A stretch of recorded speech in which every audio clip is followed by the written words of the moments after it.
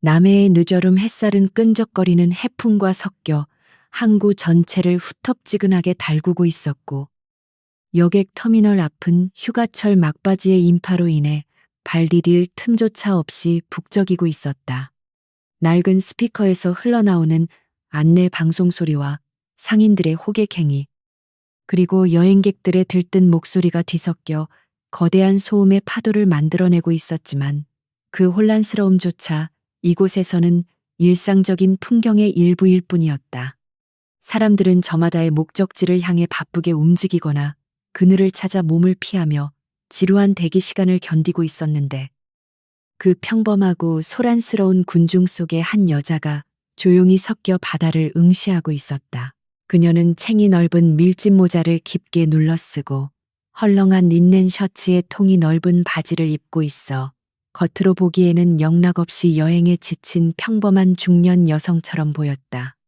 검은색 선글라스가 그녀의 눈을 가리고 있어 표정을 읽을 수는 없었지만, 모자 아래로 드러난 턱선은 대리석을 깎아 만든 듯 단호하고 매끄러웠으며, 잡티 하나 없는 피부는 강렬한 태양 아래서도 창백함을 유지하고 있었다. 강지윤은 주머니에 양손을 찔러 넣은 채 미동도 하지 않고 있었는데, 그녀의 주변으로 쉴 새 없이 오가는 인파 속에서도 그녀만이 홀로 다른 시간대에 머무는 듯한 기묘한 정적을 유지하고 있었다. 대한민국 해병대 제1사단을 이끄는 여단장이자 최연소 여성 준장이라는 무거운 직함을 잠시 내려놓고 떠나온 이번 휴가는 그녀에게 있어 지난 10년간 처음으로 허락된 완전한 자유의 시간이었다. 전장의 포화와 작전 상황실에 긴박한 공기 대신 비릿한 바다 냄새와 사람들의 땀 냄새를 맡고 있다는 사실이 그녀에게는 낯설면서도 동시에 묘한 해방감을 안겨주고 있었다. 그녀는 자신이 지휘하는 수천 명의 병력과 치명적인 살상 무기들을 잠시 머릿속에서 지우기 위해 노력했고, 그저 배가 도착하기만을 기다리는 평범한 민간인으로서의 현재를 즐기려 애쓰고 있었다. 주머니 속에 감춰진 그녀의 손바닥에는 수없는 훈련과 실전이 남긴 굳은 살이 박혀 있었고, 손가락 마디마디에는 칼날에 베이거나 총기를 다루다 생긴 미세한 흉터들이 훈장처럼 남아 있었다. 그녀는 가끔 거울을 볼 때마다 자신의 손이 누군가를 쓰다듬기보다는 꺾고 부수는데 더 최적화되어 있다는 사실에 씁쓸함을 느끼곤 했다. 하지만 오늘만큼은 그 거친 손으로 차가운 음료수 캔을 쥐거나 여행 가방의 손잡이를 잡는 것 외에는 아무것도 하지 않아도 된다는 사실이 그녀를 안도하게 만들었다. 하지만 그 평화로운 기다림은 항구의 입구 쪽에서 들려온 날카로운 경적 소리와 타이어가 아스팔트를 긁는 불쾌한 마찰음으로 인해 순식간에 깨져버리고 말았다. 사람들의 시선이 일제히 소리가 난 방향으로 쏠리자 육중한 차체를 자랑하는 검은색 고급 세단, 세대가 위압적인 속도로 터미널 진입로를 향해 돌진해 들어오는 모습이 보였다. 횡단보도를 건너려던 사람들이 놀라 비명을 지르며 황급히 뒤로 물러섰지만, 차량의 행렬은 아랑곳하지 않고 규정 속도를 무시한 채 주차장 가장 앞쪽의 장애인 전용 구역을 향해 거칠게 밀고 들어왔다. 차량들이 멈춰 서자마자 운전석과 조수석에서 검은 양복을 입은 건장한 사내들이 튀어나와 주위를 살피며 험악한 표정으로 시민들을 향해 비키라는 손짓을 해댔다. 이 더운 날씨에 어울리지 않는 검은색 정장은 그들이 평범한 회사원이 아니라는 사실을 노골적으로 드러내고 있었으며, 짧게 깎은 머리와 목덜미 위로 언뜻 보이는 문신들은 그들의 정체를 짐작하게 했다. 터미널 관리 요원이 당황한 기색으로 다가오려 했으나, 덩치 큰 사내 하나가 그를 거칠게 밀쳐내자 주위의 공기는 순식간에 얼어붙었고, 사람들은 본능적으로 위험을 감지하고 시선을 피했다. 그들이 만들어낸 공포스러운 분위기는 순식간에 터미널 입구를 장악했고, 즐거웠던 휴가의 설렘은 긴장감으로 바뀌어 사람들 사이로 전염병처럼 퍼져나갔다. 아이들의 울음소리를 달래는 부모들의 손길이 다급해졌고, 사람들은 본능적으로 몸을 움츠리며 이 불청객들과 눈을 마주치지 않으려 애썼다. 강지윤 역시 그 소란을 감지하고 고개를 살짝 돌려 상황을 주시했지만 그녀는 다른 사람들처럼 당황하거나 두려워하는 대신 선글라스 너머에 눈을 가늘게 뜨고 그들의 움직임을 냉철하게 분석하고 있었다. 가장 중앙에 주차된 최고급 리무진의 뒷좌석 문이 열리고 기름진 머리를 뒤로 넘긴 중년의 남자가 번쩍이는 가죽 구두를 신은 발을 내디디며 천천히 모습을 드러냈다. 화려한 패턴이 들어간 실크 셔츠의 단추를 가슴팍까지 풀어 헤친 그는 목에 굵은 금목걸이를 걸고 있었으며 손목에는 명품 시계가 번쩍거리고 있어 졸부 특유의 과시욕을 가감없이 보여주고 있었다. 이 지역 일대의 유흥가와 항만 사업을 장악하고 있는 폭력 조직의 우두머리 장두식은 거만한 눈빛으로 주위를 둘러보며 입에 물고 있던 담배를 바닥에 뱉고는 구둣발로 지시겨 껐다. 장두식은 자신의 등장만으로 주변이 조용해진 것에 만족한 듯 입꼬리를 비틀어 웃으며 부하들에게 손짓했고 그들은 익숙한 듯 대형을 갖춰 주인을 호위하기 시작했다. 그는 법이나 질서 따위는 자신과 상관없다는 듯한 태도로 터미널 입구를 향해 걸음을 옮겼고 그의 앞을 가로막는 것은 무엇이든 짓밟고 지나갈 기세였다. 그가 걸어가는 길에 있던 사람들은 모세의 기적처럼 황급히 양옆으로 갈라졌는데 그 모습은 마치 맹수가 초식동물 무리 사이를 지나가는 것과 흡사했다. 장두식과 그의 부하들은 마치 개선장군이라도 된 양 터미널 입구를 향해 걸어가기 시작했는데 그들의 진행 방향에는 불행히도 강지윤이 서 있었다. 그녀는 인파에 밀려 잠시 자리를 옮기려던 참이었으나 갑자기 들이닥친 그들의 위압적인 기세에 당황한 다른 시민들이 그녀의 뒤를 막아서는 바람에 오도 가도 못하는 상황이 되어버렸다. 부하들이 거친 욕설을 내뱉으며 사람들을 양옆으로 밀쳐내 길을 만드는 동안 강지윤은 침착하게 상황을 파악하며 최대한 충돌을 피하기 위해 몸을 옆으로 틀어 공간을 내주려 했다. 하지만 혼란스러운 상황 속에서 겁을 먹은 아이 하나가 갑자기 튀어나오는 바람에 강지윤은 아이와 부딪히지 않기 위해 급하게 발을 옮겨야 했고 그 과정에서 장두식의 어깨를 살짝 스치고 말았다. 아주 경미한 접촉이었고 붐비는 장소에서는 흔히 일어날 수 있는 사소한 실수에 불과했으나 장두식은 마치 날카로운 칼에 찔리기라도 한 사람처럼 과장되게 몸을 휘청거리며 멈춰섰다. 그는 믿을 수 없다는 듯한 표정으로 자신의 어깨에 묻은 보이지 않는 먼지를 털어내며 천천히 고개를 돌려 자신의 앞길을 막아선 겁없는 여자를 노려보았다. 주변의 소음이 순식간에 사라지고 무거운 침묵이 내려앉은 가운데 장두식의 눈에서는 흉포한 살기가 뿜어져 나왔다. 그는 자신이 이 지역의 왕이나 다름없다고 믿고 있었기에 감히 자신의 몸에 손을 댄 이 불경한 존재를 용서할 수 없다는 듯 얼굴을 일그러뜨렸다. 그의 부하들 역시 즉각 반응하여 강지윤을 중심으로 반원형의 포위망을 형성했고 위협적인 분위기를 조성하며 그녀가 도망가지 못하도록 퇴로를 차단했다. 정적이 감도는 가운데 장두식의 입에서 걸걸하고 위협적인 목소리가 터져 나오자 주변에 있던 사람들은 숨조차 제대로 쉬지 못하고 공포에 질려 뒷걸음질 쳤다. 그는 눈을 부라리며 어디서 굴러먹던 것이 감히 내 몸에 손을 대느냐고 고래고래 소리를 질렀고 입에 담지 못할 욕설을 섞어가며 그녀를 모욕했다. 강지윤은 선글라스 너머로 그들의 행동을 냉정하게 관찰하며 상황을 악화시키지 않기 위해 정중하게 고개를 숙여 사과의 뜻을 전하려 했으나 장두식에게 있어 그녀의 침착한 태도는 오히려 모욕으로 다가왔다. 보통의 경우라면 겁에 질려 울먹이거나 살려달라고 애원하는 것이 그가 기대하는 반응이었겠지만 강지윤은 미동도 없이 그저 그를 똑바로 응시하고 있을 뿐이었다. 그녀의 굳게 담은 입술과 흐트러짐 없는 자세는 장두식의 자존심을 심하게 긁어놓았고, 그는 자신의 부하들과 구경꾼들이 지켜보는 앞에서 무시당했다는 생각에 얼굴이 붉게 달아올랐다.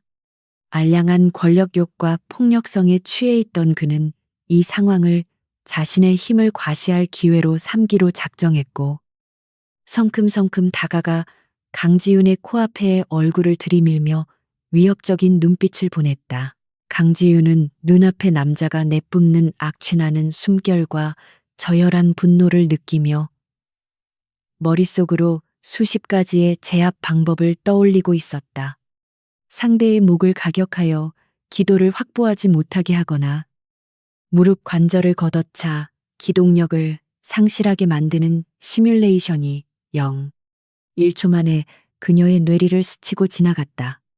하지만 그녀는 자신이 군복을 벗고 있는 상태이며 민간인을 상대로 무력을 행사하는 것이 가져올 파장을 고려하여 그 모든 본능적인 공격성을 억누르고 있었다. 그녀의 침묵이 길어지자 장두식의 인내심은 바닥을 드러냈고, 그는 그녀가 자신을 비웃고 있다고 확신하게 되었다.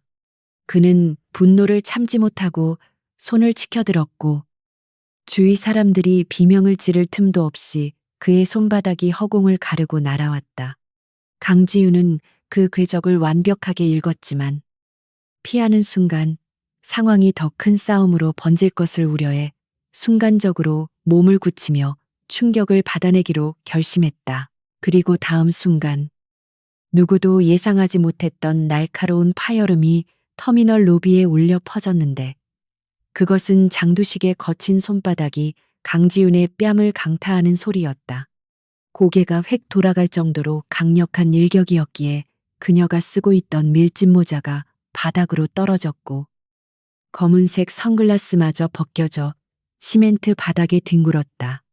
순식간에 벌어진 폭력 사태에 주위 사람들은 비명을 지르며 입을 틀어막았고, 어린아이들은 울음을 터뜨렸지만 장두식은 자신의 행동에 만족한 듯 비릿한 웃음을 흘리며 얼얼한 손바닥을 털어냈다. 고개가 돌아간 상태로 잠시 멈춰있던 강지윤은 천천히 고개를 돌려 장두식을 바라보았는데, 헝클어진 머리카락 사이로 드러난 그녀의 눈빛은 인간의 것이라고는 믿기 힘들 정도로 차갑게 가라앉아 있었다. 붉게 부어오른 뺨이나 터진 입술에서 흐르는 피 따위는 안중에도 없다는 듯 그녀는 감정의 동요를 전혀 보이지 않은 채 마치 시체를 관찰하는 부검애처럼 눈앞의 남자를 훑어내리고 있었다. 그 눈빛에는 분노나 공포 대신 상대를 가장 효율적으로 제거하기 위한 급소를 찾는 사냥꾼의 본능만이 서늘하게 번뜩이고 있었다. 그녀의 오른쪽 손가락 끝이 미세하게 떨리며 주먹이 쥐어졌다가 펴지기를 반복했는데, 그것은 수십 년간 훈련된 살인 기술이 본능적으로 튀어나오려는 것을 억지로 억누르고 있다는 증거였다. 지금 당장이라도 저 남자의 목을대를 부수고 관절을 꺾어버리는 것은 그녀에게 숨쉬는 것보다 쉬운 일이었지만, 그녀는 자신이 군인이며 이곳이 전장이 아닌 민간인의 영역이라는 사실을 필사적으로 상기시켰다. 국가의 무력은 국민을 보호하기 위해 존재한다는 신념이 그녀의 주먹을 멈추게 했지만, 그 인내심의 한계는 이미 위험 수위에 도달해 있었다. 장두식은 순간적으로 그녀의 눈빛에서 설명할 수 없는 오싹함을 느꼈지만 곧 그것을 자신의 착각으로 치부해버렸다. 평생을 폭력과 협박으로 살아온 그에게 있어 여자의 눈빛 따위가 위협이 될 리 만무했으며, 그는 오히려 그녀가 충격으로 인해 넋이 나간 것이라 판단했다.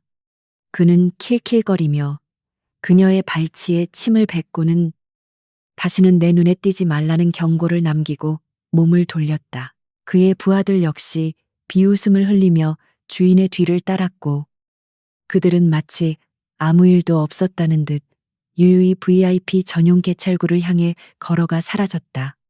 바닥에 떨어진 모자와 선글라스, 그리고 붉게 상기된 뺨을 가진 여인만을 남겨둔 채 그들은 자신들이 방금 건드린 존재가 어떤 재앙을 불러올지 상상조차 하지 못한 채 승리의 도취감에 빠져 있었다. 그들의 등 뒤에는 폭풍전야와도 같은 무거운 침묵만이 남겨져 있었다. 강지윤은 떨림이 멈춘 손으로 바닥에 떨어진 선글라스를 집어들고는 렌즈에 묻은 먼지를 묵묵히 닦아냈는데 그 동작 하나하나에는 억눌린 살기가 배어 있었다. 그녀는 터진 입술을 엄지손가락으로 닦아내며 피맛을 보았고 멀어지는 장두식의 뒷모습을 망막에 새겨놓듯 뚫어지게 응시했다. 주위 사람들이 걱정스러운 눈빛으로 다가와 괜찮냐고 물었지만 그녀는 대답 대신 짧게 고개를 숙여 보이고는 주머니에서 휴대전화를 꺼내 들었다. 그녀의 손가락이 화면 위를 미끄러지며 익숙하지 않은 번호를 누르는 것이 아니라 비상 상황 시 직통으로 연결되는 보안 라인을 호출하고 있었다. 신호음이 몇 번 울리기도 전에 상대방이 전화를 받았고 강지윤은 낮지만 분명한 어조로 짧은 명령을 내렸다. 휴가는 이것으로 끝났음을 직감하며 그녀는 더 이상 민간인 강지윤이 아닌 전쟁을 준비하는 냉혹한 지휘관의 눈빛으로 돌아와 있었다. 항구의 화려한 네온사인이 하나둘 켜지기 시작할 무렵 장두식은 자신이 소유한 최고급 호텔의 펜트하우스 소파에 깊숙이 파묻혀 독한 위스키를 들이켜고 있었다.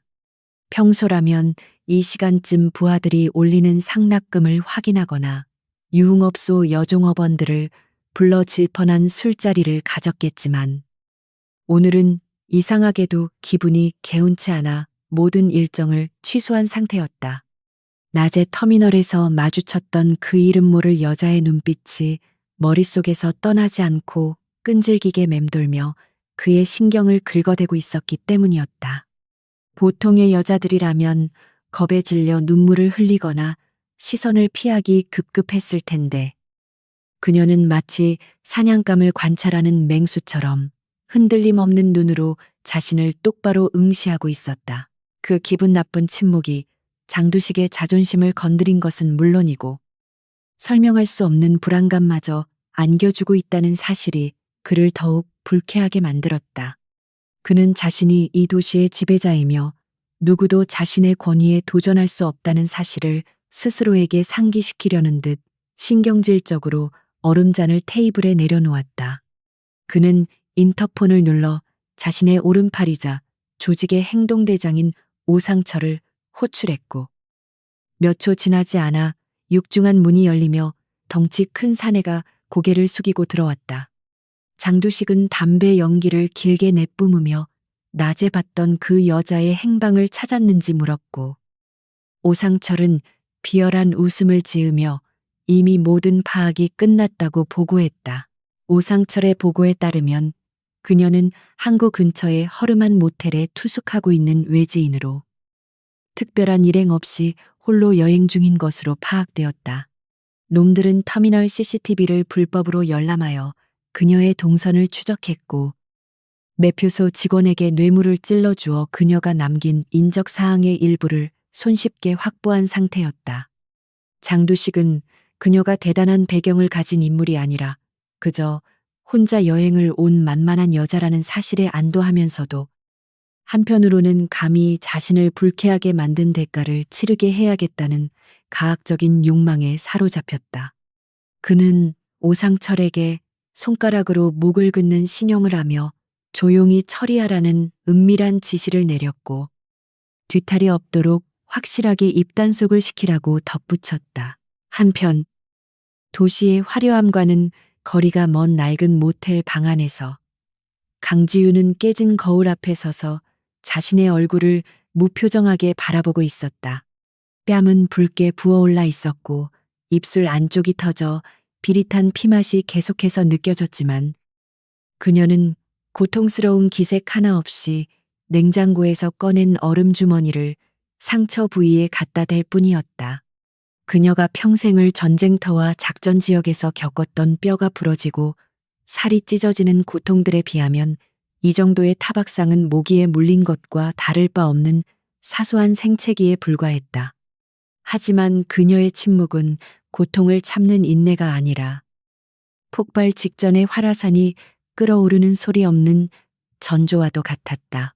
강지윤은 침대 위에 던져두었던 낡은 여행용 가방을 열어 이중으로 잠금 장치가 된 특수 격벽을 해제하고 그 안에 숨겨져 있던 군용 노트북과 위성 통신 장비를 꺼냈다. 전원이 켜지자 화면에는 일반적인 운영체제가 아닌 국방부 합동참모본부의 로고가 선명하게 떠올랐고 복잡한 암호화 과정을 거쳐 보안 서버에 접속되었다. 그녀의 손가락이 키보드 위를 춤추듯 빠르게 움직이자 화면에는 그녀의 군 복무 기록과 현재 수행 중인 임무들이 암호 코드로 나열되기 시작했다. 대한민국 해병대 제1사단 여단장, 특수작전 사령부 작전과장 역임, 북파 공작부대 교관.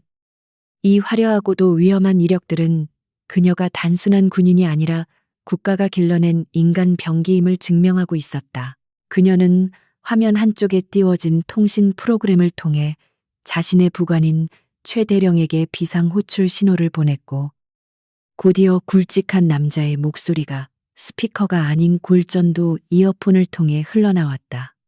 최 대령은 휴가 중인 상관의 갑작스러운 보안 호출에 당황한 기색이 역력했지만 강지윤의 목소리가 평소보다 한층 더 낮게 가라앉아 있다는 것을 감지하고 즉시 정색하며 보고를 기다렸다. 강지윤은 감정을 완전히 배제한 사무적인 어조로 현재 자신의 위치와 상황을 간략하게 보고하지는 않았지만 특정 차량 번호와 인물에 대한 신원 조회를 최우선 순위로 요청했다. 그녀가 불러준 차량 번호는 낮에 터미널에서 난동을 부렸던 장두식의 리무진 번호였다. 최 대령은 사령부 정보과 요원들을 즉시 소집하여 해당 차량의 소유주와 관련된 모든 정보를 긁어모으기 시작했고 그 결과는 실로 충격적일 만큼 방대하고 더러웠다. 장두식은 단순한 깡패가 아니라 지역 건설사, 유흥업소, 심지어 마약 밀매에까지 손을 뻗고 있는 거대 범죄 조직의 수장이었으며 지역 경찰과 정계 고위층에 막대한 뇌물을 뿌려 법망을 유유히 피해 다니고 있었다. 최 대령이 보내온 파일에는 장두식이 저지른 폭행, 협박, 살인교사 혐의들이 증거 불충분으로 풀려난 기록들이 빼곡하게 적혀 있었고 강지윤은 그 더러운 기록들을 하나하나 읽어내려가며 차가운 분노를 느꼈다. 그 시각 지역 경찰서장인 김철수는 장두식으로부터 걸려온 전화를 받으며 굽실거리고 있었는데 그의 태도는 공권력의 수호자라기보다는 범죄 조직의 하수인에 가까웠다. 장두식은 낮에 있었던 일을 대수롭지 않게 이야기하며 혹시라도 그 여자가 신고를 하면 적당히 뭉개버리라고 지시했고 김 서장은 걱정하지 말라며 호탕하게 웃어넘겼다. 이 도시는 경찰의 방패가 아닌 장두식의 돈다발에 의해 돌아가고 있었고 정의는 힘있는 자들의 편의를 위해 언제든지 왜곡될 수 있는 장식품에 불과했다. 그들은 자신들이 건드린 여자가 경찰서장의 계급보다 훨씬 높은 별을 어깨에 달고 있는 장군이라는 사실을 꿈에도 모른 채 파멸을 향해 달려가고 있었다. 밤이 깊어지자 항구의 뒷골목은 어둠에 잠식되었고 가로등조차 제대로 켜지지 않은 음습한 거리에 검은색 승합차 2대가 소리 없이 미끄러져 들어왔다.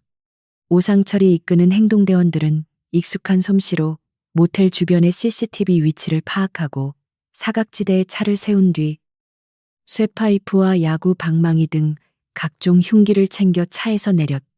그들은 일반적인 주거 침입이 아니라 사람을 반쯤 죽여놓으라는 명령을 받았기에 눈에는 살기가 등등했고 술과 약에 취해 두려움이라곤 찾아볼 수 없는 상태였다. 낡은 모텔의 주인은 카운터에서 꾸벅꾸벅 졸다가 들이닥친 덩치들을 보고 비명을 지르려 했으나 오상철이 내민 칼날 앞에서 입을 다물 수밖에 없었다. 203호실 문 앞까지 도달한 그들은 서로 눈짓을 교환하며 낄낄거렸는데 여자가 잠들어 있을 것이라 확신하고 문을 부수고 들어가 덮칠 계획을 세우고 있었다. 하지만 그들은 문 너머에 있는 강지윤이 이미 그들의 차량이 골목에 들어설 때부터 엔진 소리의 미세한 차이를 감지하고 깨어 있었다는 사실을 알지 못했다. 그녀는 침대 옆 스탠드에 불을 끄고 어둠 속에 몸을 숨긴 채 문 밖에서 들려오는 발자국 소리의 간격과 무게감을 통해 적의 인원수와 무장 상태를 정확하게 파악하고 있었다. 그녀의 호흡은 느리고 깊게 가라앉았으며 근육은 언제든지 폭발적인 힘을 낼 수 있도록 이완된 상태를 유지하고 있었다. 방 안은 칠흑 같은 어둠에 잠겨 있었지만 강지윤의 감각은 그 어느 때보다 예리하게 살아나 공간 전체를 장악하고 있었다. 그녀는 창문으로 들어오는 희미한 달빛을 이용해 방 안의 지형지물을 머릿속에 그렸고 적들이 들어올 때 가장 효율적으로 제압할 수 있는 위치를 선정해 그림자처럼 서 있었다. 그녀는 손에 총이나 칼 같은 무기를 들지 않았는데 좁은 실내 공간에서 다수의 아마추어들을 상대하는 데에는 자신의 신체만으로도 충분하다는 자신감 때문이었다. 문손잡이가 천천히 돌아가는 소리가 들리자 그녀의 눈빛은 차가운 이성을 잃지 않으면서도 먹이를 노리는 맹수의 그것처럼 섬뜩하게 빛났다. 문이 거칠게 열리고 복도의 불빛이 방 안으로 쏟아져 들어오자 선두에 선 행동대원이 욕설을 내뱉으며 안으로 발을 들이밀었다. 그 순간 어둠 속에서 기다리고 있던 강지은의 그림자가 움직였고 둔탁한 타격음과 함께 첫 번째 침입자의 비명이 밤 공기를 찢었다. 이것은 단순한 싸움이 아니라 일방적인 사냥의 시작이었으며 장두식이 보낸 사냥개들은 자신들이 잘못된 굴에 발을 들여놓았다는 사실을 깨닫기도 전에 어둠 속의 포식자에게 물어뜯기고 있었다. 모텔의 좁은 복도는 순식간에 공포와 고통의 아수라장으로 변해갔다. 모텔방의 낡은 나무 문이 굉음과 함께 박살나며 열리자마자 복도의 형광등 불빛을 등진 거구의 사내들이 좁은 현관으로 물밀듯이 쏟아져 들어왔다. 선두에 선 행동대원은 손에 쥔 야구 방망이를 높이 쳐들고 기세등등하게 안으로 발을 내디뎠지만 그의 눈이 어둠에 적응하기도 전에 상황은 종료되었다. 문 바로 옆에 사각지대에 몸을 숨기고 있던 강지윤이 유령처럼 미끄러지듯 나타나 상대방이 휘두르는 방망이의 궤적 안쪽으로 파고들며 손바닥으로 그의 턱을 정확하게 가격했기 때문이었다. 둔탁한 타격음과 함께 사내의 고개가 뒤로 젖혀졌고 강지윤은 지체 없이 그의 명치를 무릎으로 가격하여 단 한 번의 숨소리조차 내뱉지 못하고 기절하게 만들었다. 뒤따라 들어오려던 두 번째 사내는 동료가 순식간에 쓰러지는 모습을 보고 당황하여 멈칫했으나 그것은 치명적인 실수였다. 강지윤은 쓰러지는 첫 번째 사내의 몸을 방패 삼아 앞으로 밀치며 공간을 확보했고 좁은 현관의 지형을 이용하여 다수의 적이 한꺼번에 덤비지 못하도록 병목 현상을 유도했다. 그녀의 움직임에는 불필요한 동작이 전혀 없었으며 마치 미리 짜여진 안무를 수행하는 무용수처럼 물 흐르듯 유연하면서도 파괴적이었다. 그녀는 상대의 주먹을 가볍게 흘려보내고는 관절의 가동 범위를 벗어나는 방향으로 팔을 비틀어 버렸는데 뼈가 어긋나는 섬뜩한 소리가 좁은 방 안에 울려 퍼졌다. 좁은 방 안은 순식간에 비명과 신음 그리고 뼈와 살이 부딪히는 소리로 가득 찼지만 그 아수라장 속에서도 강지윤의 호흡은 흐트러짐 없이 차분하게 유지되고 있었다. 그녀는 단순히 힘으로 상대를 제압하는 것이 아니라 상대의 힘을 역이용하고 인체의 급소를 정확하게 타격하는 군용 살상 무술인 크라브 마가와 시스테마를 완벽하게 구사하고 있었다. 깡패들이 휘두르는 쇠파이프는 허공을 가를 뿐이었고 그들이 주먹을 뻗을 때마다 오히려 자신들의 팔다리가 꺾여나가는 기이한 상황이 반복되었다. 어둠 속에서 번뜩이는 강지윤의 눈빛은 감정이 거세된 기계처럼 차가웠으며 그 압도적인 실력 차이는 공격자들에게 원초적인 공포를 심어주기에 충분했다. 행동대장 오상철은 문 밖에서 자신의 부하들이 추풍낙엽처럼 쓰러져 나가는 믿을 수 없는 광경을 목격하며 입을 다물지 못했다. 그는 수많은 패싸움과 칼부림을 겪어본 베테랑이었지만 맨손의 여자 한 명에게 건장한 사내 5명이 쪽도 못 쓰고 당하는 모습은 생전 처음 보는 기괴한 광경이었다. 그녀는 피를 흘리기는커녕 머리카락 한 올 흐트러지지 않은 채 마치 쓰레기를 치우듯 부하들을 하나씩 무력화시키고 있었다. 오상철은 본능적으로 자신이 건드려서는 안 될 존재를 건드렸다는 것을 직감했지만 조직의 자존심과 두려움 때문에 뒷걸음질 칠 수도 없는 진퇴양난의 상황에 빠져 있었다. 오상철은 품에서 숨겨두었던 잭나이프를 꺼내들고 고함을 지르며 방 안으로 뛰어들었는데 이는 용기라기보다는 공포를 잇기 위한 발악에 가까웠다. 날카로운 칼날이 강지윤의 복부를 향해 직선으로 찔러 들어왔지만 그녀는 이미 그의 어깨 근육이 움직이는 것을 보고 공격 방향을 읽어낸 뒤였다. 그녀는 상체를 살짝 비틀어 칼날을 피함과 동시에 오상철의 손목을 낚아채고 지렛대의 원리를 이용하여 그대로 바닥으로 매다 꽂았다. 손목에서 들리는 우두둑하는 소리와 함께 칼이 바닥으로 튕겨 나갔고 오상철은 고통에 찬 비명을 지르며 바닥을 굴렀다. 강지윤은 바닥에 쓰러진 오상철의 머리채를 잡아 강제로 고개를 들게 한 뒤 얼음장처럼 차가운 목소리로 귓가에 속삭였다. 가서 네 주인에게 전해. 내가 곧 갈 테니 목 닫고 기다리고 있으라고. 그녀의 목소리는 낮았지만 그 어떤 고함보다도 묵직한 살기를 담고 있어 오상철의 척추를 타고 전율이 흐르게 만들었다. 그녀는 그를 완전히 끝장낼 수도 있었지만 공포를 전파할 메신저가 필요했기에 일부러 팔다리 하나씩만 부러뜨리고 목숨은 붙어있게 만드는 치밀함을 보였다. 바닥에 널브러진 깡패들은 신음조차 제대로 내지 못한 채 공포에 질린 눈으로 그녀를 올려다볼 뿐이었다. 강지윤은 몸을 일으켜 옷매무새를 가다듬고 구석에서 벌벌 떨고 있는 막내 조직원 하나를 손짓으로 불렀다. 너희 대장과 쓰레기들을 데리고 당장 내 눈앞에서 사라져. 1분 주겠다. 그녀의 말이 떨어지기가 무섭게 비교적 부상이 덜한 조직원들은 혼비백산하여 쓰러진 동료들을 부축하고 오상철을 질질 끌며 도망치듯 방을 빠져나갔다. 복도 너머로 그들의 다급한 발소리가 멀어질 때까지 강지윤은 미동도 하지 않고 문 앞을 지키고 서 있었는데 그 뒷모습은 마치 난공불락의 요새와도 같았다. 방 안에는 다시 정적이 찾아왔고 깨진 집기들과 바닥에 흩뿌려진 핏자국만이 방금 전에 격렬했던 전투를 증명하고 있었다. 강지윤은 욕실로 들어가 찬물로 얼굴에 묻은 땀과 타인의 피를 씻어내며 거울 속에 비친 자신의 눈을 응시했다.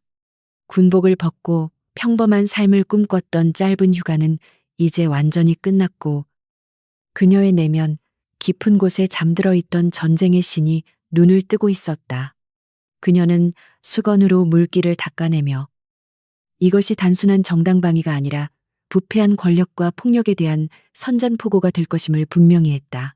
한편 최고급 펜트하우스에서 초조하게 소식을 기다리던 장두식은 문이 열리는 소리에 반가운 표정으로 고개를 돌렸으나 곧이어 들어온 참혹한 광경에 들고 있던 술잔을 떨어뜨리고 말았다.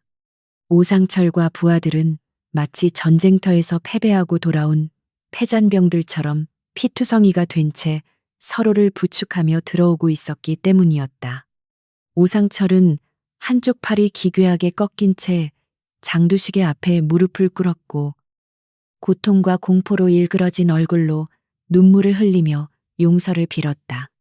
장두식은 눈앞의 상황을 도저히 이해할 수 없어 멍한 표정으로 묻고 또 물었다. 그 여자 혼자서 이 꼴을 만들었단 말이냐. 오상철은 덜덜 떨리는 목소리로 그 여자는 사람이 아니라 괴물이라고 보고하며 그녀가 남긴 마지막 경고를 장두식에게 전달했다. 곧 찾아오겠다고 했습니다. 목 닫고 기다리라고. 그 말을 듣는 순간 장두식은 등골이 서늘해지는 것을 느꼈고 자신이 건드린 상대가 단순히 싸움을 좀 하는 여자가 아니라 상상조차 할 수 없는 거대한 힘을 가진 존재일지도 모른다는 불길한 예감이 들기 시작했다. 그는 화를 내며 부하들을 발길질했지만 그의 손은 미세하게 떨리고 있었고 심장 박동은 통제할 수 없을 정도로 빨라지고 있었다. 장두식은 즉시 자신의 인맥을 총동원하여 경찰서장에게 전화를 걸어 당장 그 여자를 체포하라고 고함을 질렀다. 그는 공권력을 이용해 그녀를 유치장에 가두고 자신의 힘을 과시하려 했지만 그것이 오히려 자신의 목을 조르는 밧줄이 될 줄은 꿈에도 모르고 있었다. 경찰서장 김철수는 짜증 섞인 목소리로 알겠다고 대답했지만 새벽 2시에 들려오는 장두식의 다급한 목소리에서 평소와 다른 묘한 불안감을 감지했다. 장두식은 전화를 끊은 뒤에도 진정하지 못하고 방 안을 서성거렸는데 창밖의 어둠이 마치 거대한 입을 벌리고 자신을 삼키려 하는 것 같은 공포를 느꼈다. 강지우는 난장판이 된 모텔방을 정리하지 않고 그대로 둔 채 중요한 짐만을 챙겨 조용히 건물을 빠져나왔다. 밤 공기는 차가웠고 하늘에는 붉은 달이 떠 있었는데 그녀는 픽업을 위해 도착한 검은색 세단에 몸을 실으며 마지막으로 모텔 간판을 올려다보았다. 운전석에는 사복을 입은 그녀의 부관 최대령이 긴장된 표정으로 대기하고 있었고 뒷좌석에는 그녀의 관등 성명이 박힌 군복이 정갈하게 놓여 있었다. 강지우는 아무 말 없이 군복 상의를 집어들었고 차는 미끄러지듯 어둠 속으로 사라지며 본격적인 반격의 서막을 알렸다. 도시의 치안을 책임져야 할 경찰서장 김철수의 집무실은 한밤중임에도 불구하고 희뿌연 담배 연기로 가득 차 있었고 책상 위에는 장두식이 보낸 뇌물 봉투가 보란듯이 놓여 있었다. 그는 장두식의 다급한 전화를 받고 난 후 부하 형사들에게 즉시 출동하여 그 신원 미상의 여자를 특수상해 및 기물파손 혐의로 긴급 체포하라는 부당한 지시를 내린 참이었다. 김철수는 10수년간 장두식의 뒤를 봐주며 챙긴 뒷돈으로 호화로운 생활을 영위해 왔기에 이번 사건 역시 여느 때처럼 적당히 죄를 뒤집어 씌우고 유치장에 가두면 해결될 것이라 안일하게 믿고 있었다. 그는 여자가 아무리 싸움을 잘한다고 해도 공권력이라는 거대한 시스템 앞에서는 무력한 개인일 뿐이라며 코웃음을 쳤다. 형사과 당직실에서는 김 서장의 지시를 받은 당직 형사가 귀찮다는 표정으로 하품을 하며 컴퓨터 앞에 앉아 장두식 측에서 넘겨준 모텔 투숙 기록을 바탕으로 피의자 신원 조회를 시작하고 있었다. 형사는 그저 흔해 빠진 폭행 사건의 피의자를 조회하는 것이라 생각하며 타성에 젖은 손놀림으로 키보드를 두드렸지만 엔터키를 누르는 순간 모니터 화면에서 예상치 못한 반응이 나타났다. 평소라면 녹색으로 떠야 할 신원정보 창이 붉은색 경고등과 함께 전멸하기 시작했고 보안 등급 1급, 열람 불가, 군 수사기관 이첩 요망이라는 살벌한 문구들이 화면을 뒤덮으며 시스템이 일시적으로 마비되어 버린 것이었다. 형사는 갑작스러운 시스템 오류에 당황하여 몇 번이나 재접속을 시도했지만 모니터에는 여전히 국방부 합동참모본부 관리 대상이라는 붉은 글씨만이 불길하게 떠 있을 뿐이었다. 단순한 전산 오류라고 치부하기에는 경고 문구의 내용이 지나치게 구체적이고 위협적이었기에 형사의 등줄기에서는 식은땀이 흐르기 시작했고 술기운이 확 달아나는 것을 느꼈다. 그는 떨리는 손으로 전화기를 들어 경찰청 정보과에 문의하려 했으나 그 순간 중앙 서버에서 경찰서장의 집무실로 직접 보안 경고 통신이 연결되었다는 알림 메시지가 떴다. 사태가 일선 경찰서 수준에서 감당할 수 있는 범위를 넘어섰다는 명백한 신호였다. 김철수 서장은 자신의 집무실 컴퓨터 화면이 갑자기 바뀌며 낯선 군보안 코드가 뜨자 피우던 담배를 떨어뜨릴 정도로 소스라치게 놀라 자리에서 벌떡 일어났다.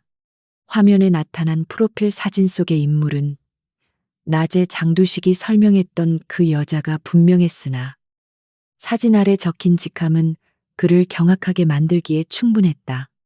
대한민국 해병대 제1사단 여단장 준장 강지윤. 그 이름 옆에는 화려한 무공훈장, 수운 내역과 함께 특수작전 지휘관이라는 이력이 선명하게 박혀 있었다.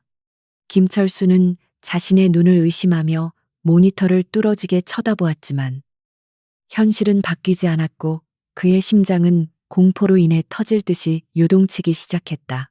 그는 다리가 풀려 의자에 주저앉으며 자신이 지금 무슨 짓을 저지르려 했는지 깨닫고는 극심한 현기증을 느꼈다. 일개 깡패의 두목의 사주를 받아 현직 장성, 그것도 실병력을 지휘하는 해병대 여단장에게 수갑을 채우려 했다는 사실은 단순한 실수를 넘어 반란죄에 준하는 중죄였다. 장두식이 미친 새끼가 감히 누구를 건드린 것인지 상상조차 할 수 없게 되자 김철수의 입에서는 억눌린 신음과 함께 욕설이 터져나왔다.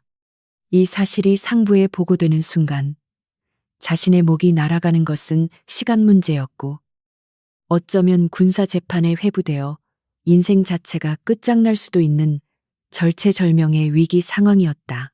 김철수는 떨리는 손으로 전화기를 집어들어 장두식에게 전화를 걸었는데 신호가 가는 그 짧은 시간이 억겁의 시간처럼 느껴졌다. 전화를 받은 장두식은 여전히 상황 파악을 하지 못한 채 느긋한 목소리로 여자는 잡아넣었냐고 물었고 그 태평한 목소리가 김철수의 공포를 분노로 바꾸어 놓았다. 김철수는 수화기에 대고 핏대를 세우며 고래고래 소리를 질렀다. 야, 이 미친 새끼야. 네가 지금 누구를 쳤는지 알아. 네가 때린 그 여자가 해병대 원스타라고 별 장군이란 말이다. 그의 비명에 가까운 외침은 정적에 쌓인 서장실을 울렸고 전화기 너머에는 믿을 수 없다는 듯한 무거운 침묵만이 흘렀다. 전화기 너머의 장두식은 김 서장의 말을 듣고도 잠시 멍하니 있다가 곧 현실을 부정하려는 듯 헛웃음을 흘리며 믿지 않으려 했다. 형님, 술 드셨습니까? 무슨 여자가 장군입니까? 농담하지 마시고. 하지만 김철수의 목소리에 담긴 진지한 살기와 공포를 감지한 순간 장두식의 등골에도 오싹한 한기가 스쳐 지나갔다. 만약 그것이 사실이라면 자신이 건드린 것은 동네 경찰 따위로 막을 수 있는 수준이 아니었으며 국가라는 거대한 폭력기구 그 자체를 상대로 싸움을 건 꼴이 되고 마는 것이었다. 장두식의 손에서 값비싼 양주잔이 미끄러져 바닥에 떨어져 산산조각이 났지만 그는 파편을 치울 생각조차 하지 못하고 굳어버렸다. 같은 시각 도시 외곽에 위치한 해병대 제1사단 예하 여단 본부에서는 칠흑 같은 어둠을 뚫고 비상 소집을 알리는 사이렌 소리가 날카롭게 울려 퍼지고 있었다. 평소의 훈련 상황과는 확연히 다른 실제 작전 상황을 알리는 진돗개 발령 방송이 영내 스피커를 통해 반복적으로 송출되었다.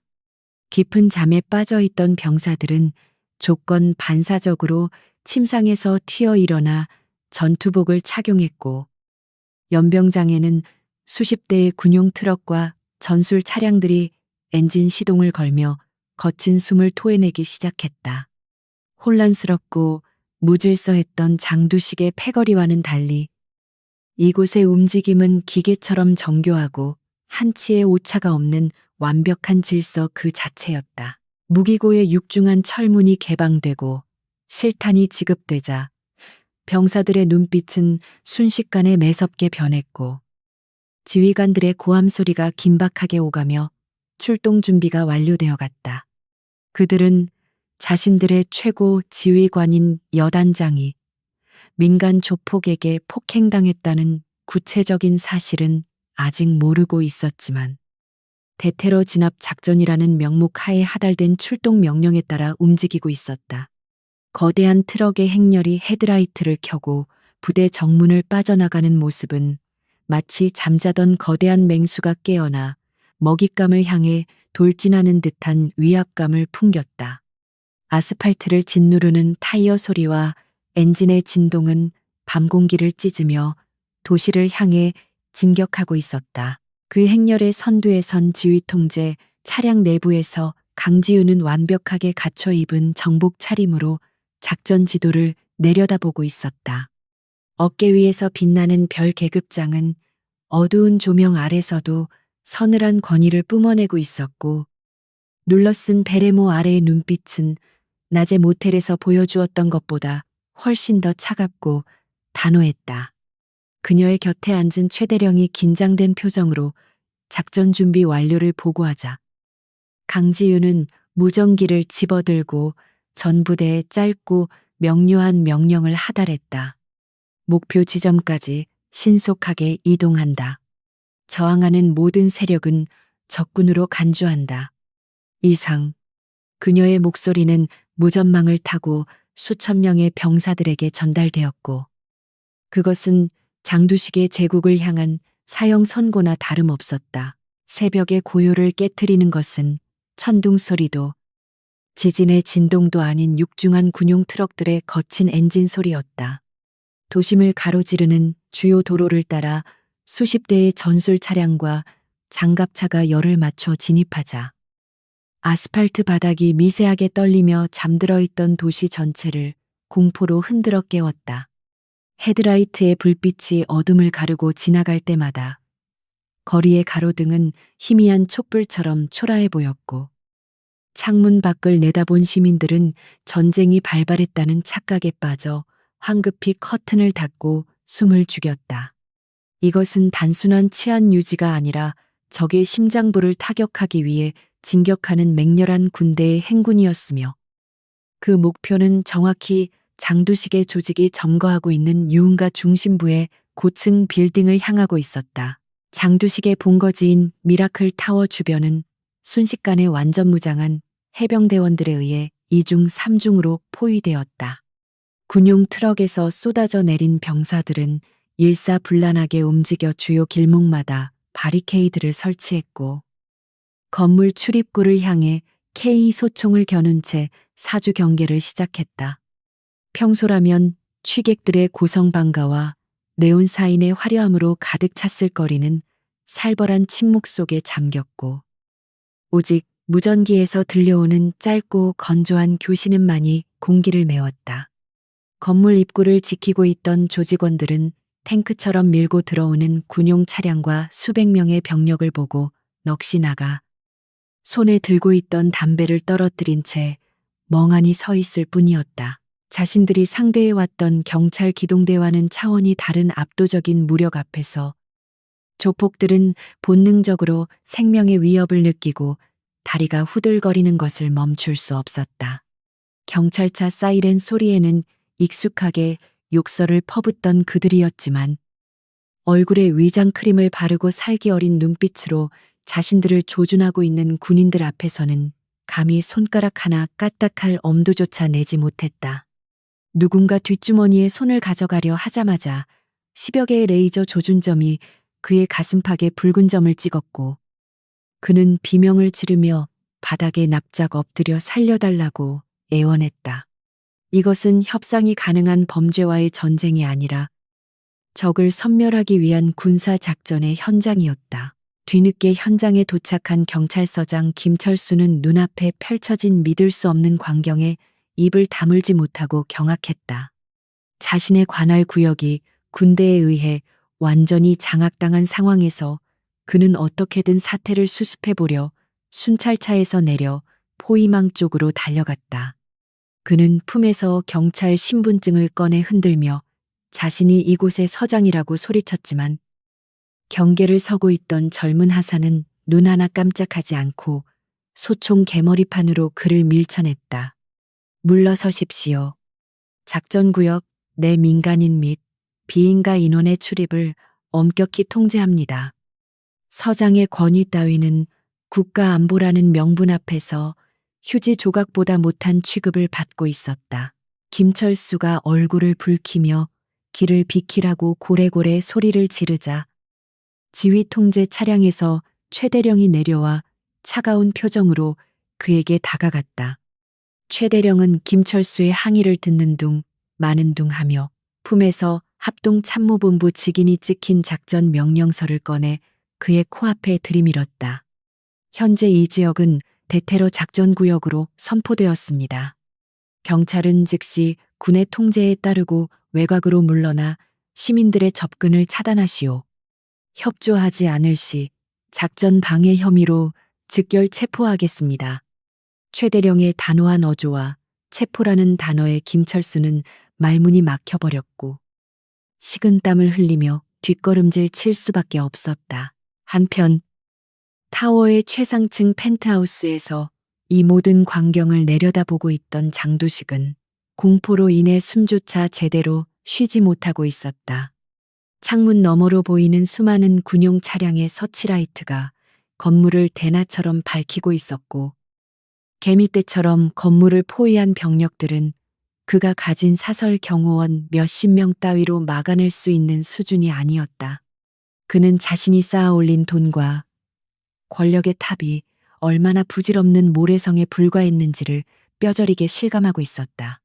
그가 자랑하던 정치인 인맥과 검찰 라인에 전화를 걸어보았지만 대테러 작전이라는 뉴스가 속보로 뜨고 있는 상황에서 그의 전화를 받아주는 사람은 아무도 없었다. 건물 내부의 조직원들은 이미 패닉 상태에 빠져 우왕좌왕하며 탈출구를 찾고 있었지만 모든 출입구는 이미 군인들에 의해 철통같이 봉쇄된 상태였다. 엘리베이터는 전력이 차단되어 멈춰섰고 비상계단으로 내려가려던 자들은 대기하고 있던 특수부대원들에게 제압당해 줄줄이 굴비 엮이듯 체포되었다. 장두식의 오른팔이었던 오상철은 부러진 팔을 부여잡고 구석에 처박혀 덜덜 떨고 있었는데 낮에 모텔에서 겪었던 그 여자의 경고가 현실이 되어 눈앞에 닥치자 공포심에 오줌을 지릴 지경이었다. 조직의 규율이나 의리 같은 것은 생존 본능 앞에서 순식간에 증발해버렸다. 그때 포위망의 정중앙에 위치한 지휘 통제 차량의 문이 열리고 정복을 갖춰 입은 강지윤 준장이 천천히 모습을 드러냈다. 그녀의 어깨 위에 달린 별 하나는 서치라이트 불빛을 받아 날카롭게 빛났고 그녀가 내딛는 발걸음 하나하나에는 범접할 수 없는 위험이 서려 있었다. 그녀는 확성기를 든 병사에게 손짓하여 마이크를 건네받았고 타워를 향해 시선을 고정시킨 채 침착하지만 힘있는 목소리로 입을 열었다. 그녀의 목소리는 고성능 스피커를 통해 증폭되어 건물 전체를 울리고 밤하늘로 퍼져나갔다. 대한민국 해병대 제1사단 여단장 강지윤 준장이다. 현재 이 건물은 국가 안보를 위협하는 테러 용의자들의 은신처로 간주되어 포위되었다. 그녀의 목소리에는 일말의 망설임도 없었으며 낮에 민간인 복장을 했을 때와는 비교조차 할 수 없는 카리스마가 뿜어져 나오고 있었다. 건물을 에워싼 수천 명의 병사들은 그녀의 목소리에 맞춰 자세를 바로잡았고 그 일사불란한 움직임이 만들어내는 군화 소리는 장두식의 심장을 조여오는 카운트 다운과도 같았다. 그녀는 폭력을 행사하는 깡패가 아니라 합법적인 무력을 지휘하는 장군으로서 그들을 심판대에 세우고 있었다. 지금 즉시 무장을 해제하고 건물 밖으로 나와 투항하라.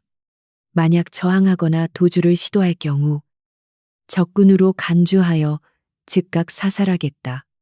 이것은 경고가 아니라 통보다. 강지윤의 선언은 단순한 협박이 아니라 실제로 집행될 수 있는 명령이라는 사실을 그곳에 있는 모두가 알고 있었다. 특히 마지막 즉각 사살이라는 단어가 울려 퍼질 때 장두식은 다리에 힘이 풀려 바닥에 주저앉고 말았다. 그는 자신이 건드린 여자가 단순히 싸움을 잘하는 여자가 아니라 손짓 하나로 자신을 가루로 만들어버릴 수 있는 거대한 힘의 정점에 서 있는 인물이라는 것을 비로소 뼈저리게 깨달았다. 강지윤은 마이크를 내려놓고 팔짱을 낀 채 건물을 올려다 보았는데 그녀의 표정은 승리감에 도취된 것이 아니라 해충을 박멸하러 온 방역업자의 그것처럼 무심하고 차가웠다. 그녀는 시간을 끌 생각이 전혀 없었고 이미 최정예 수색대원들이 옥상을 통해 진입할 준비를 마친 상태였다. 그녀가 손목 시계를 확인하며 카운트다운을 시작하자 최대령은 무전기에 대고 작전 개시 신호를 기다리는 숨죽인 목소리로 명령을 대기했다. 새벽에 찬 공기 속에서 장두식의 제국은 바람 앞의 촛불처럼 위태롭게 흔들리고 있었고 그 불길을 끄는 것은 강지윤의 손짓 하나면 충분했다. 약속된 최후 통첩 시간이 지나고 무거운 정적이 흐르자 강지윤은 더 이상 망설이지 않고 무전기를 쥔 손을 들어 공격 개시 신호를 보냈다. 옥상 위를 낮게 선회하던 헬기에서 레펠로프가 내려옴과 동시에 검은색 대테러복을 입은 특수수색대원들이 유리창을 깨고 펜트하우스 내부로 진입했다. 섬광탄이 터지며 눈부신 백색 섬광과 귀를 찢는 듯한 폭음이 실내를 뒤덮었고 잠시 후 무전을 통해 진입 완료. 내부 상황 장악. 상황 종료라는 짧고 건조한 보고가 들어왔다. 그것은 치열한 교전이 벌어지는 전투라기보다는 압도적인 힘에 의한 일방적인 제압에 가까웠으며 장두식의 사설 경호원들은 감히 저항할 엄두도 내지 못한 채 바닥에 납작 엎드려 투항했다. 강지윤은 부관 최대령과 무장한 호위 병력을 대동하고 건물의 로비로 들어섰는데 그녀의 또각거리는 군화 발걸음 소리는 차가운 대리석 바닥을 울리며 건물 전체에 공포를 심어주었다. 이미 제압된 수십 명의 조직원들이 벽을 보고 줄지어 무릎을 꿇고 손을 머리 위로 올리고 있었고 그들을 감시하는 해병대원들의 총구는 미동조차 하지 않은 채 서늘한 살기를 뿜어내고 있었다. 그녀는 작동이 멈춘 엘리베이터 대신 비상계단을 통해 걸어 올라가는 수고를 마다하지 않았는데 층계를 오를 때마다 마주치는 겁에 질린 범죄자들의 눈빛을 하나하나 확인하며 자신이 지금 부수고 있는 것이 단순한 건물이 아니라 그들의 오만함이라는 것을 각인시키려 했다. 마침내 최상층 펜트하우스의 육중한 양문이 열리고 강지윤이 그 안에 발을 들여놓았을 때 장두식은 구석진 가죽 소파 뒤에 몸을 숨긴 채 사시나무 떨듯 떨고 있었다. 방금 전까지만 해도 최고급 양주를 마시며 도시를 발 아래 두고 비웃던 오만함은 온데간데 없었고 값비싼 이탈리아제 실크 셔츠는 식은 땀과 엎질은 술로 젖어 볼품없이 구겨져 있었다. 그는 방독면을 쓰고 소총을 겨눈 특수부대원들 사이로 걸어 들어오는 정복 차림의 여자를 올려다보았는데 그녀의 등 뒤에서 쏟아지는 헬기의 서치라이트 불빛 때문에 그녀는 마치 심판을 내리러 온 저승사자의 형상처럼 거대해 보였다. 강지윤은 천천히 다가가 바닥에 주저앉은 장두식의 코앞에 멈춰섰고 그를 내려다보는 시선에는 분노나 경멸조차 담겨있지 않은 사무적인 무심함만이 가득했다. 그녀는 흰 장갑을 낀 손으로 장두식의 턱을 거칠게 잡아 강제로 고개를 들게 했고 낮에 터미널에서 마주쳤던 그 차가운 눈빛 그대로 그를 정면으로 응시했다. 장두식은 숨이 턱 막히는 압박감에 짓눌려 입을 벌긋거렸지만 목구멍이 막힌 듯 목소리가 나오지 않았고 동공은 초점을 잃고 심하게 흔들리고 있었다. 이 여자가 낮에 자신이 뺨을 때리고 모욕했던 그 여행객이라는 사실이, 그리고 지금 자신의 생사여탈권을 쥐고 있는 현역 장군이라는 사실이 현실로 다가오자 그는 정신이 붕괴될 것만 같았다. 낮에는 제법 손이 맵고 위세가 당당하더군. 그때의 그 패기와 자신감은 다 어디로 갔나. 강지윤의 낮고 차가운 목소리가 깨진 유리 조각이 널린 방 안에 울려 퍼지자 장두식은 비명을 지르듯 잘못했습니다. 죽을 죄를 지었습니다. 한 번만 살려주십시오. 라고 외치며 바닥에 머리를 대섰다.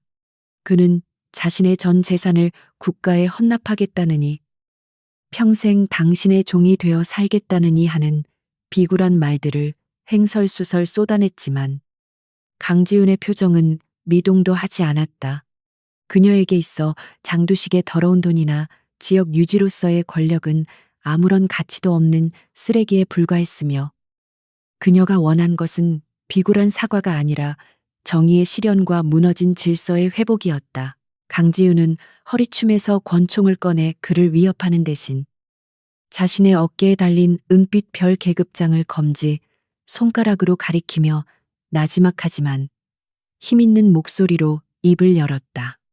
너는 힘이라는 것이 약한 사람을 때리고 돈을 뺏는데 쓰는 것이라고 배웠겠지. 하지만 진짜 힘은 약한 사람들을 지키고 너 같은 기생충들로부터 이 나라의 법과 질서를 수호하는 데 쓰는 것이다.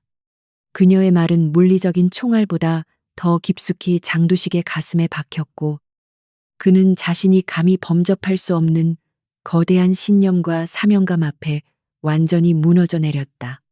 폭력으로 흥한 자가 더 큰 폭력이 아닌 정의로운 권위와 규율 앞에 무릎 꿇는 순간이었다. 그녀는 더 이상 그와 말을 섞는 것조차 시간 낭비라는 듯 한 발 뒤로 물러섰고 대기하고 있던 헌병대 수사관들에게 턱짓으로 짧은 신호를 보냈다.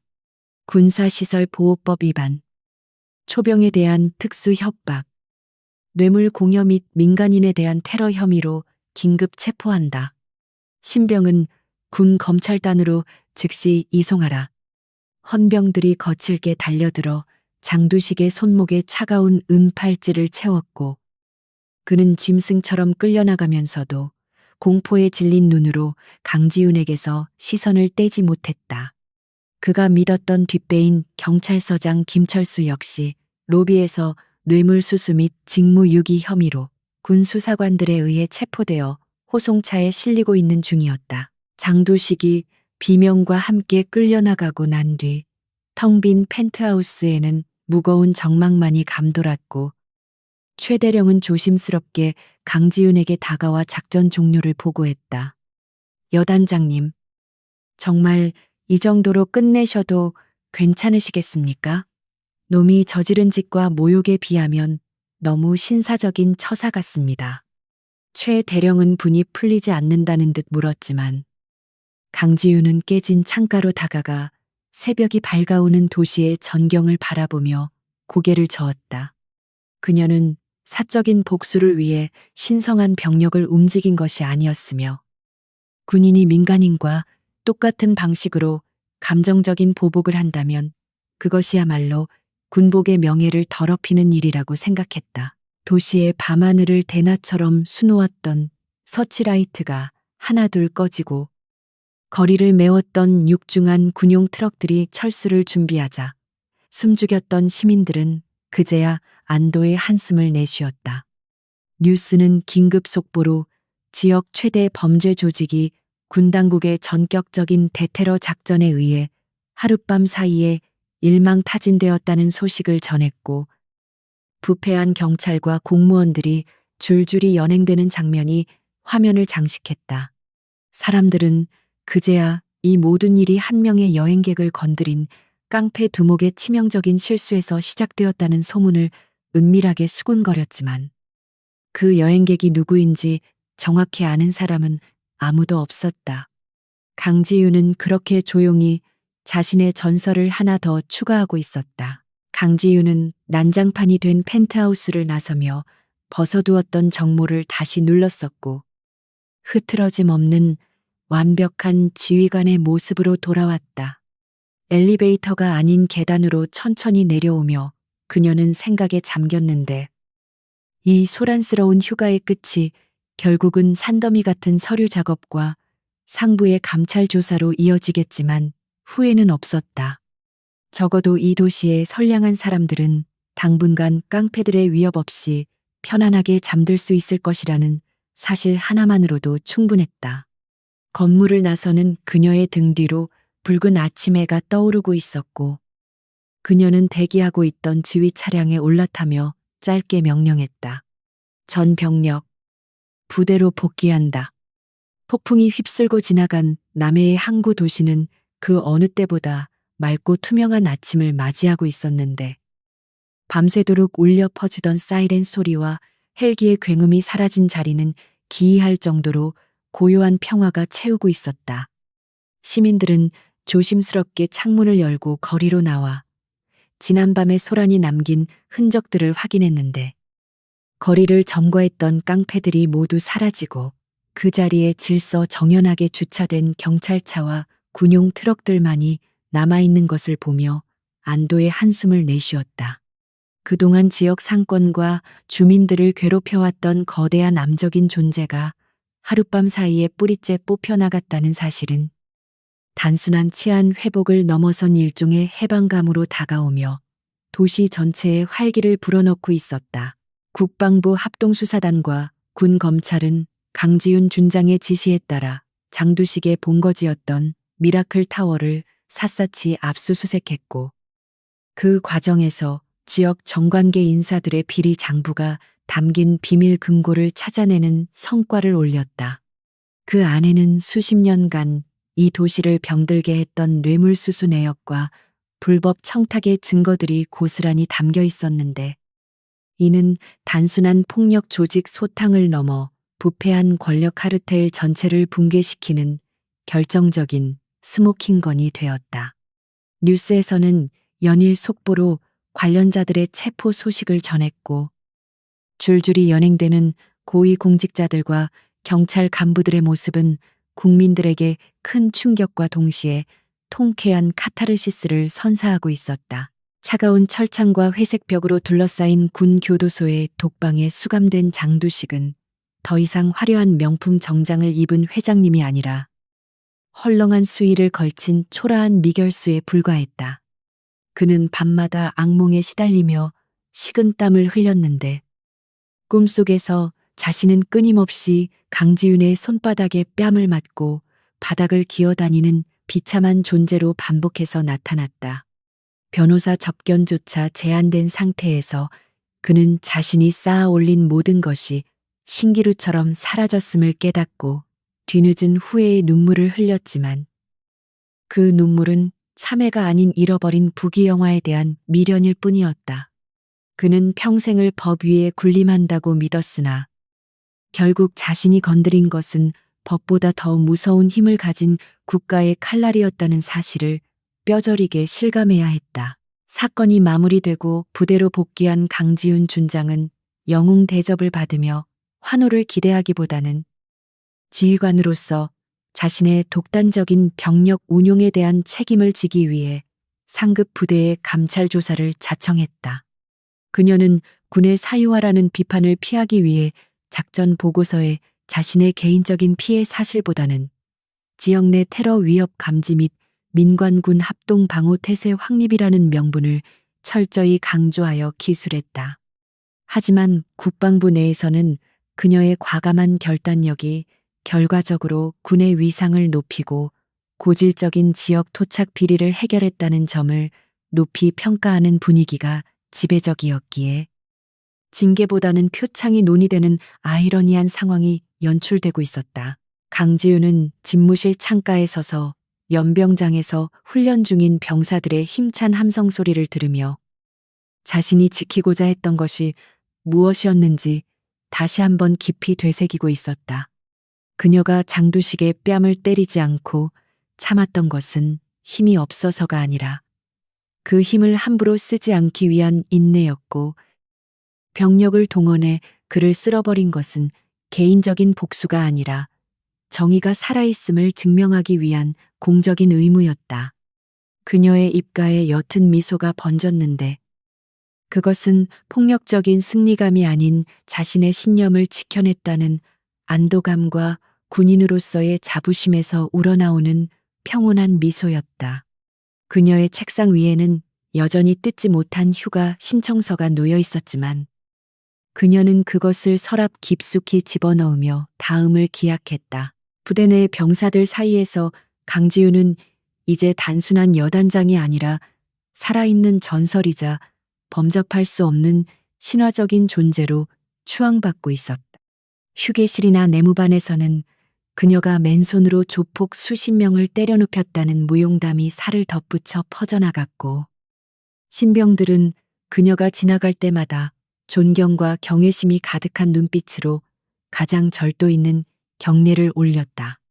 그녀는 자신을 바라보는 그들의 눈빛에서 무거운 책임감을 느꼈는데, 그것은 자신이 단순한 지휘관을 넘어 그들이 닮고 싶어하는 군인의 표상이 되어야 한다는 무언의 압박이자 동기부여이기도 했다. 그녀는 훈련장으로 나가 병사들과 함께 땀을 흘리며 말보다는 행동으로 리더십을 증명하는 길을 택했다.